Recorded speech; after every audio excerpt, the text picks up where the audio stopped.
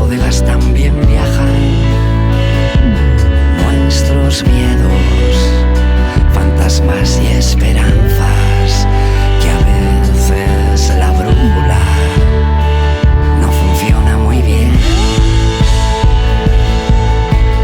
Tengo que decirte que sabes a nuevo, igual y diferente, sabes a primera vez.